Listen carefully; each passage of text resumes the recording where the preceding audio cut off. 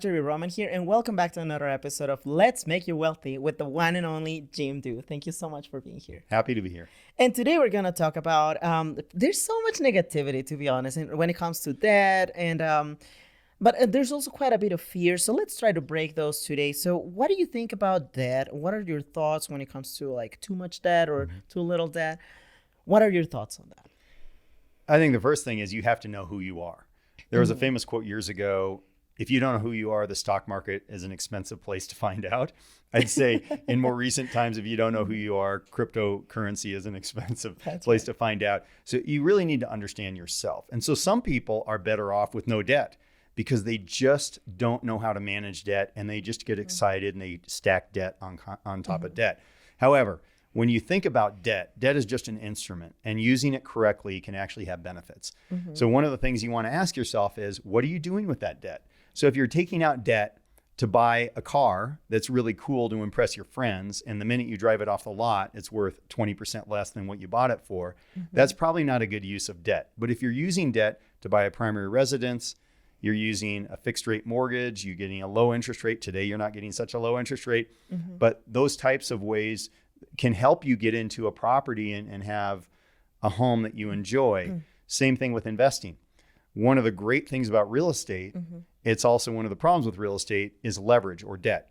Because if you leverage, let's say, for example, you buy a real estate property and you buy it for $100,000, but you only put $10,000 down. If that property goes from $100,000 to $110,000, you just doubled your money. That's a 100% rate of return. You put in $10,000, you've gained $10,000. The opposite's true. If that property goes from $100,000 down to $90,000, you just lost 100% of your money. Your $10,000 is gone. So leverage can be your friend on the upside, your enemy on the downside. So you need to understand how that works. Leverage in real estate is one of the reasons why a lot of people like real estate. But what type of leverage? How much leverage? They talk about things like loan to value. So if you got a 90% loan to value, like the example I just gave you, and you have a little hiccup in the market and you have to sell your property, you lose all your money. If you have a 50% loan to value, you have a lot more cushion, a lot less risk. So what are you going to use the money for? And then how able are you to navigate when things are bad? I had a friend who in 2006 or 7, we sat down for coffee and he showed me his balance sheet. And he had a net worth of more than $20 million, all real estate, but he had a lot of debt. And I said, why don't you just pay off your real estate and you have $20 million bucks? He said, no. This real estate, I'm going to be worth $100 million in a couple of years. 2008, real estate crashed. All of his tenants left or stopped paying him. The bank still wanted to get paid. He lost everything. He lost everything. He became broke. So that's a good lesson about understanding your debt and how do you navigate that debt during the hard times. And I feel like you're that person that you mentioned in your story, he was only relying on those investments. He didn't have, it doesn't sound to me that he had other vehicles that he could rely on in the case of recessions or the depression that we had in 2008. Now, you did mention that there are a couple of investments that are not the most smart ways to do, such as like buying a car, because that's just going to get under the value that you bought it from. So what are some other investments that are not the best idea? One of the biggest mistakes I see entrepreneurs making a lot is you get wealthy by being concentrated in a business. And if you can start a business, if you haven't, I'd highly recommend it. That's the way most Americans get wealthy, is they own a small business. And that you need to be concentrated. But one of the biggest mistakes I see a lot of people make is they get concentrated in something they don't understand. So to be concentrated in your business, if you know what you're doing, that could be and probably is the best investment you'll ever make. But investing outside of your business, you want to be very careful. So if it's an area you don't understand, you should be diversified. If you don't understand it and you're really concentrated, that could spell disaster. And we don't have to go any further than what's happening in cryptocurrency. And by the way, I'm not a downer on cryptocurrency and to say you shouldn't invest in cryptocurrency or it's never coming back or anything like that. But I do think it's a speculative investment and there's a lot of uncertainty in cryptocurrency. So I had friends and entrepreneurs I know who they put a ton of money into one coin. Oh no. Like Polkadot or something. They said, oh man, this thing is going to make me rich. And it didn't make them rich, it made them poor. So being careful, I'd say the worst investment you make is being concentrated in something you don't understand. That's right. And then again, make sure that you have the ability to assess how much debt you can truly take on when you are doing all of these investments. And can I say one other thing on debt, Marjorie? For sure. So when it comes to debt, One thing is what I say is arbitrage. So if you can get a loan for 5% and you can invest it and make 8%, you're arbitraging that difference, and that can make sense. You want to be really aware of that. But besides the financial concerns, there's a personal concern. There's what I call sleep at night, or a soft pillow to sleep at night. This is where you need to know yourself. So I've known entrepreneurs that if they had any debt, it would stress them out. Oh, wow. It doesn't matter how much they could arbitrage. Back in the day when you could get a 2 or 3% loan and you could make 8%, think about that arbitrage. It didn't matter. It stressed them out. So if that's you, because those entrepreneurs that I know, I told them, pay off your debt. They said, but I can arbitrage. Forget that. Pay off the debt. You're going to feel so much better. And guess what? The next time I saw that entrepreneur, he said, that was the best advice I've ever gotten. I've had all these people tell me why I shouldn't pay off my debt.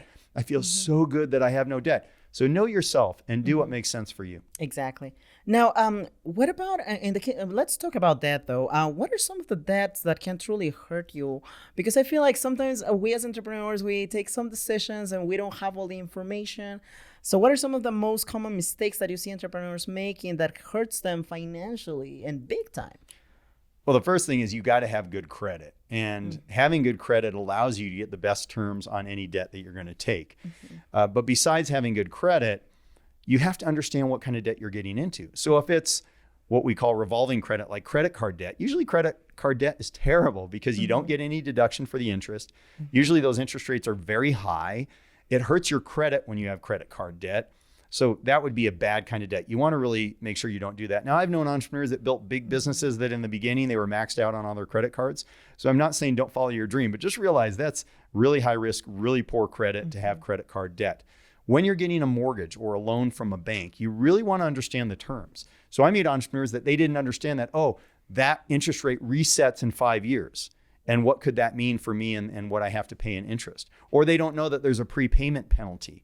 So understanding all the intricacies and the details of the loan that you're taking out so that you know exactly what you're getting into, so that later on you don't say, oh my goodness, I'm in a really tough spot because I took out that debt. That's right. You need to be smart when you're looking into that. I also have talked to so many investors that they're like, yeah, no, I love it. I have so much debt. This is the best thing ever.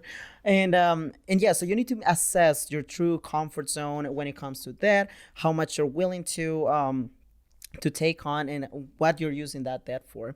Now, when it comes to money though, what are your thoughts about people that are like thinking only about the money, that are like money, money, money? That's all that is going to be in my mind today.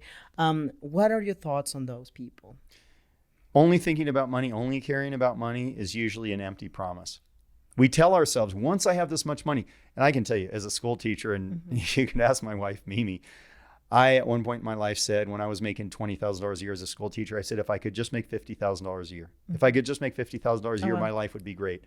And then I said, when I was making 50, if I could just make 100, if I could just make $100,000 a year. And then I said, if I could just make 250,000, there is no amount of money that all of a sudden all your problems go away. And in fact, sometimes you find out the more money, more problems, right? Who was that said that, the famous rap star? Right. But more money, things get more complicated and sometimes more stress. And then also you start to set these expectations about what you want out of your life. And then you feel like if you have to go backwards, it's going to be a horrible thing. If, oh my gosh, I can't stay at that hotel and I can't wear these shoes and I can't do all these things I do now. So you create this problem for yourself in experiencing joy and happiness, because truly joy and happiness doesn't come from money. It comes from the things you can do with money, and specifically the things you can do with money to help others, your family, charities. That's where I see the most joy from entrepreneurs. It's like the old adage, you either own things or things own you.